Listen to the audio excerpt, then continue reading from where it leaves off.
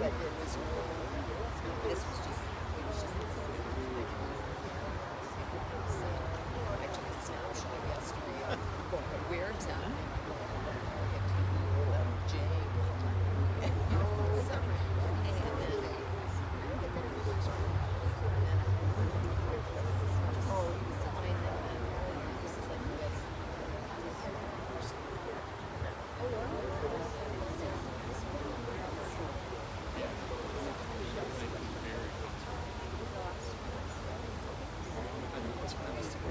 It was 10 o'clock.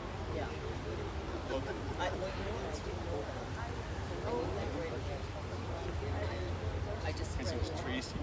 She sent text message. So, but I guess it was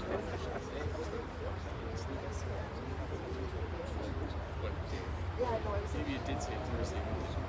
Yeah. No, it's like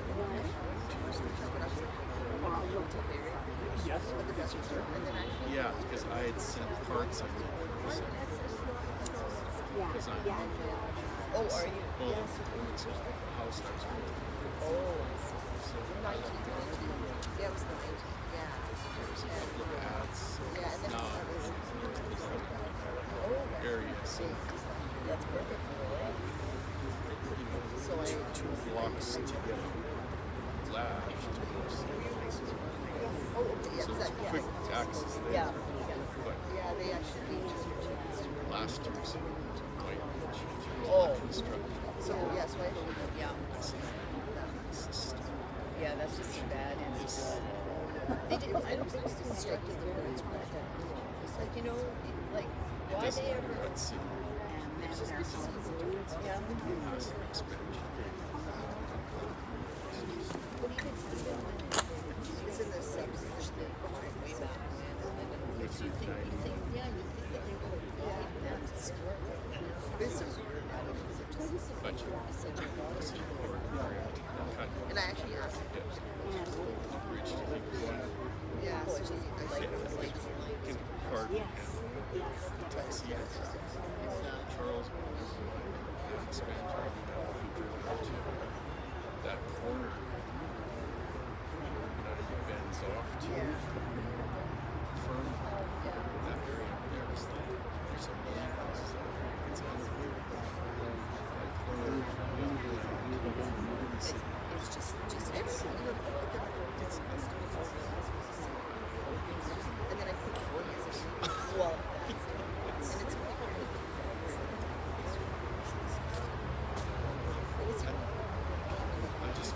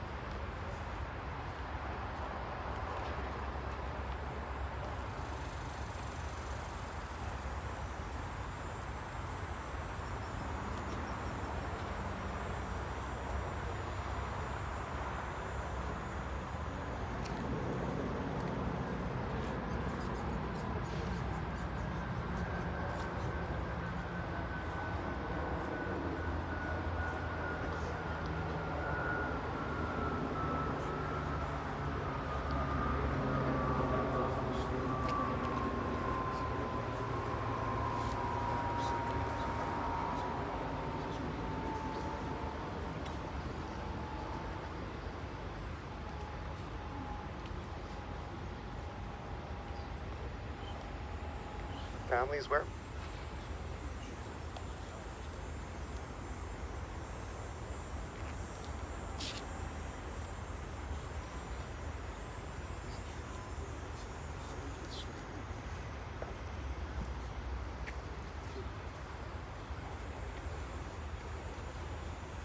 Our rabbis taught that there are 3 crowns: the crown of Torah, the crown of priesthood, and the crown of royalty. But they emphasized that the crown of a good name excels them all. The book of Ecclesiastes says, Tov Shem Mishem Tov, a good name is to be treasured above precious oil. Wealth, health, and even life passes away, but a good name lives forever. It is this view that the Talmud teaches monuments need not be erected for the righteous. Their deeds are their memorials. They will be remembered and revered for the kindness they have shown and the love they have given. They are the shining examples of what it means to be a mensch.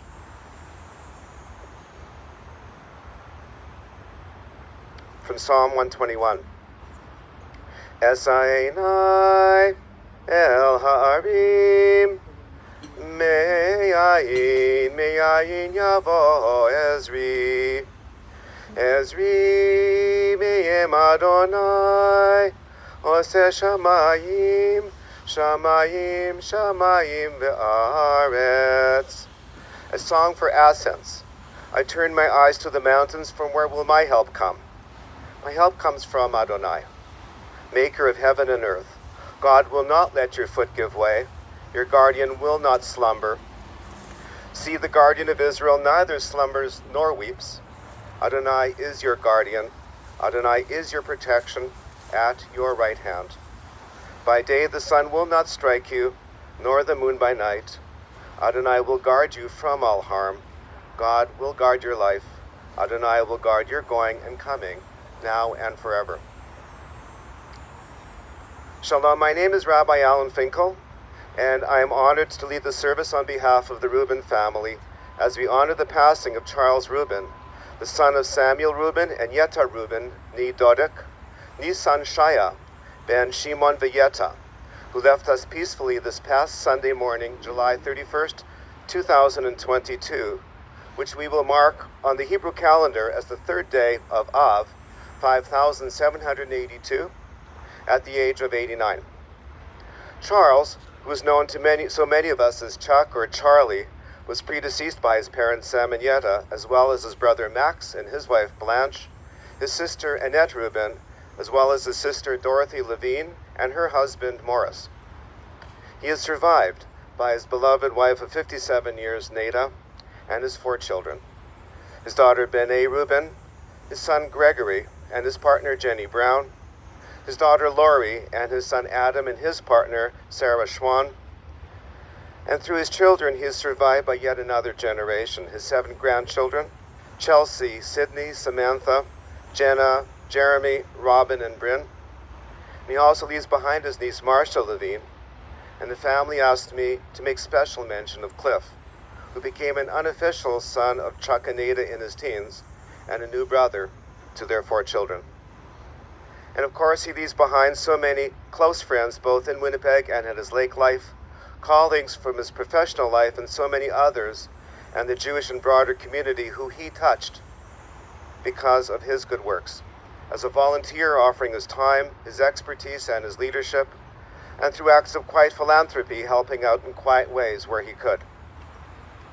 We are fortunate in this pandemic lull to be able to gather here and online to mourn his loss and to celebrate the gifts that Charles or Charlie or Chuck or Dad or husband or uncle or grandfather brought into our lives simply because of who he was.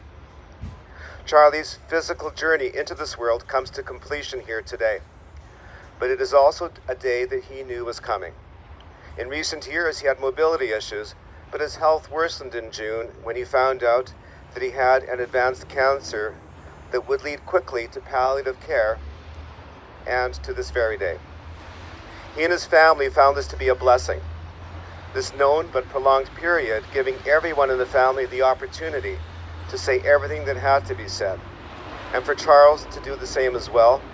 Quiet stories and words and expressions of love that were shared within the Rubin family and with those closest to them. Today in our chesped, our eulogy, we will do the same.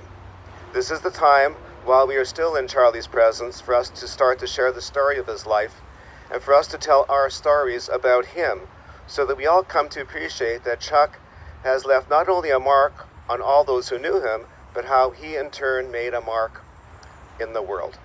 As we hear these stories, we see that Charlie Rubin, and to many, Judge Charles Rubin, like every human being, is a jewel in the world, a jewel with many facets. And as we share these many stories with each other, we truly learn that behind every person we know or think we know, there is so much more to be discovered and cherished, and loved, and missed. I want to express my appreciation for the time spent with Nada and Greg and Adam in the previous days. I'm especially honored to lead this service because of the wonderful and supportive friendship that Nada had with my mother, Carmela Zichronah Livracha, over many years, actually many decades, and to honor that relationship by stepping into her life in these very difficult days. What I heard from the family were wonderful stories, a family overflowing with love for each other, and about the incredible values that their dad and husband lived his life by, the values he instilled in his children, the joy he had in his grandchildren, his profound connection and pride with his Judaism, and his love of his chosen profession and of the law. I'd like to invite Greg to come up and speak first. Thank you.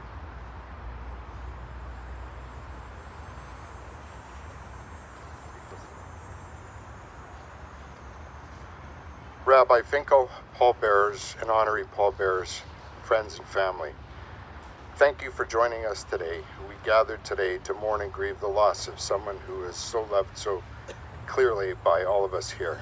While the mourning and grieving are important, we are also here to celebrate a remarkable life of an exceptional man, to celebrate a life well lived. Charles Rubin, a devoted and loving husband, a doting and passionate father, and a very proud grandfather.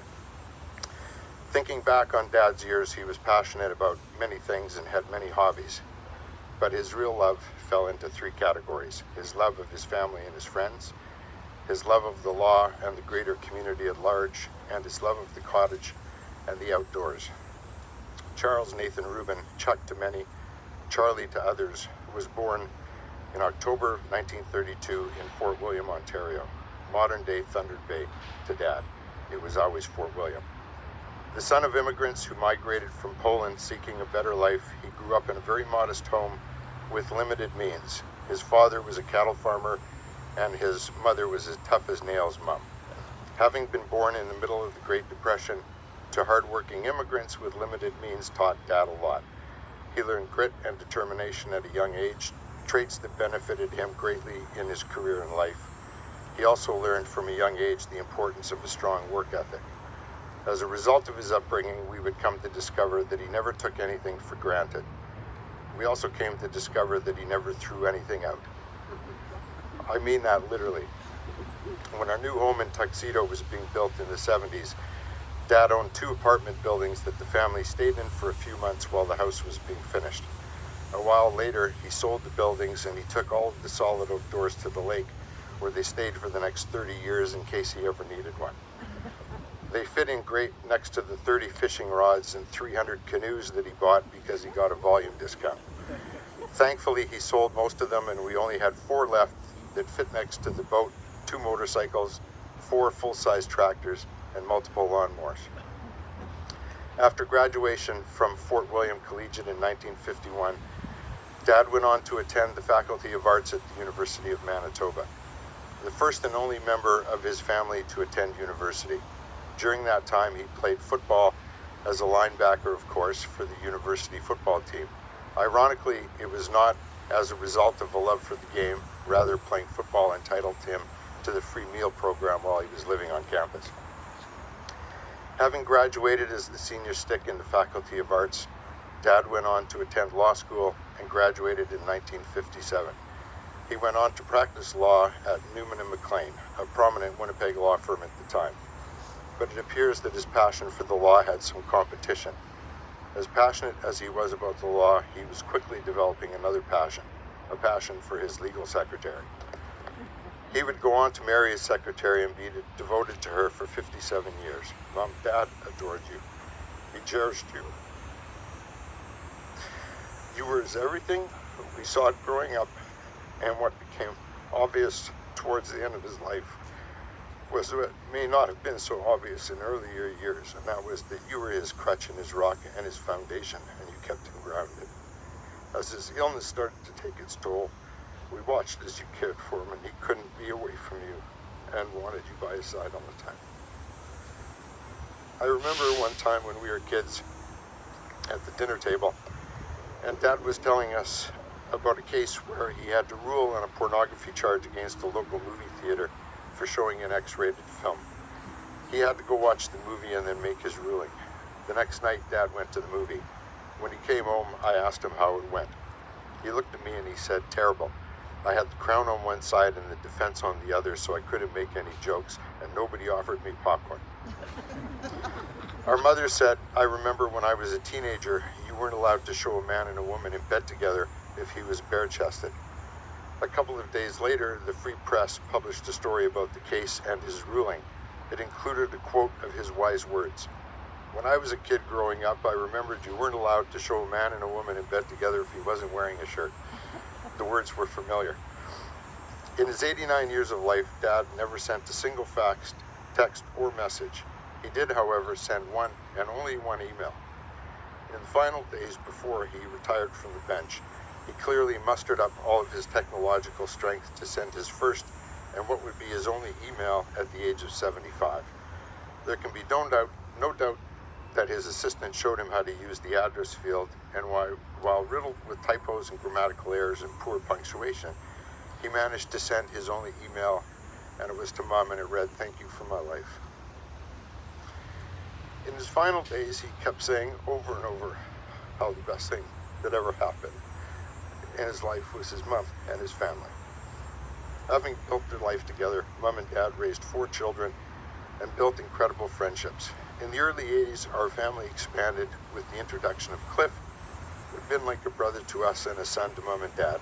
Cliff was the best friend of our cousin Howie from Chicago, who came to live with us for his high school years. Cliff moved in shortly after Howie went back to Chicago after graduation.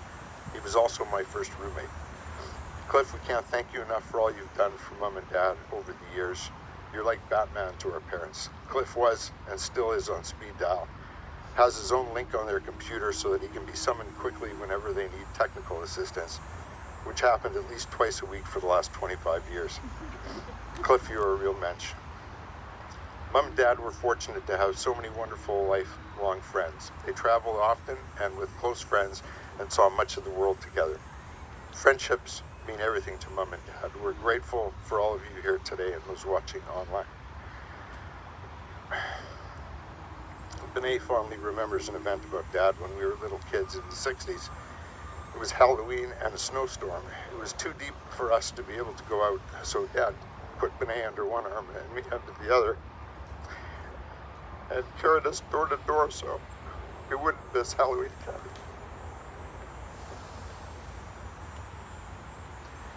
Cliff said, "You're welcomed me into your family at a time I needed an anchor. I'll never forget that.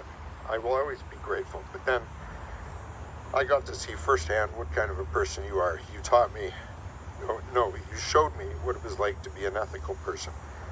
I learned an ethical person doesn't try to be someone else, bending to the situation. An ethical person is consistent, honest, and steady. I also watched you be reliable to people who depended on you. Over the years, when you made a commitment to someone, it was always kept. I never saw you look for something in return. What was needed was given without any expectation of anything in return. You knew it wasn't about other people, but rather about one's own self, another lesson I benefit from daily. Adam remarked, "Dad has taught me so much in life, and I have so many wonderful memories and stories. Looking back on his long life, the one thing that really stands out is how he showed me the meaning of the evolution of life, how each of us with age and experience evolves, physically, emotionally, spiritually. In my lifetime and over the course of many years, I witnessed a hawk evolve into a dove."